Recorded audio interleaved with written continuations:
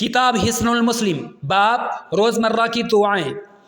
میت کی آنکھ بند کرتے وقت کی دعا: اللہم اغفر لفلان وارفع درجته فی المہدیین واخلفہ فی عقبہ فی الغابرین واغفر لنا ولہ یا رب العالمین وافسح لہ فی قبرہ ونور لہ فیہ۔ اے اللہ فلاں شخص کو معاف فرما اور ہدایت یافتہ لوگوں میں اس کا درجہ بلند فرما، اور اس کے بعد اس کے پیچھے رہ جانے والوں میں اس کا جان نشین بن اور ہمیں اور اسے معاف فرما اے رب العالمین، اور اس کے لیے اس کی قبر میں کشادگی فرما اور اس کے لیے اس میں روشنی کر دے۔ وصلی اللہ وسلم وبارک علی نبینا محمد وعلی آلہ وصحابہ اجمعین۔ اور اسی کے ساتھ کتاب حصن المسلم اللہ رب العزت کے خاص رحم کرم اور لطف و کرم اور اس کی کرپا و دبا سے یہ کتاب پایا تکمیل کے مرحلہ کو پہنچ گئی۔ اب آخر میں دل کے درد کے ساتھ اختتامی کلمات آپ احباب کے ہماری ٹیم اور میں گوش گزار کرنا چاہتا ہوں، شاید کہ اتر جائے آپ کے دل میں ہماری التجا التماس بات۔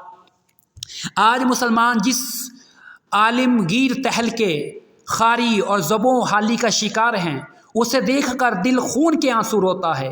زیادہ عرصہ نہیں گزرا، یہ بھی 1.5-2 صدی پہلے کی بات ہے کہ دنیا کے بہت بڑے علاقے پر ہماری حکمرانی کا تخت بچھا ہوا تھا اور ہم 1000 سال سے عالم انسانیت کی امامت و قیادت کر رہے تھے۔ پھر کیا ہوا؟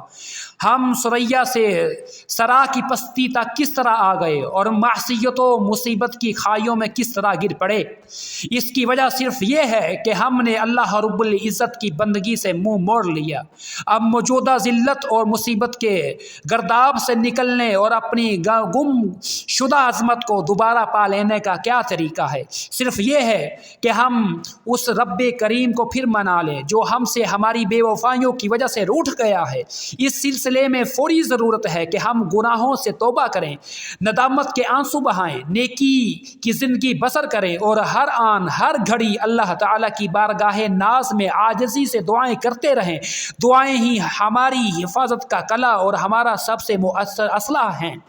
اس کتاب میں دنیا و آخرت میں کامیابی کے لیے ہر ضرورت، ہر حاجت اور ہر تقاضے کی دعا درج ہے جو کہ ہم نے آپ احباب کے سامنے پیش کی، اور یہ دعائیں مستند، مسنون اور مقبول دعاؤں کا یہ مرکہ آسان اردو ترجمے کے ساتھ شائع کیا گیا ہے۔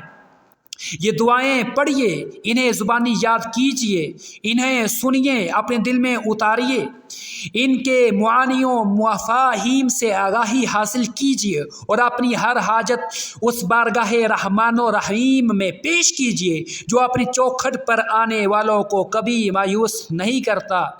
قل یا عبادی الذین اسرفوا علی انفسہم لا تقنطوا من رحمت اللہ۔ اسی کے ساتھ والسلام، السلام علیکم ورحمۃ اللہ وبرکاتہ۔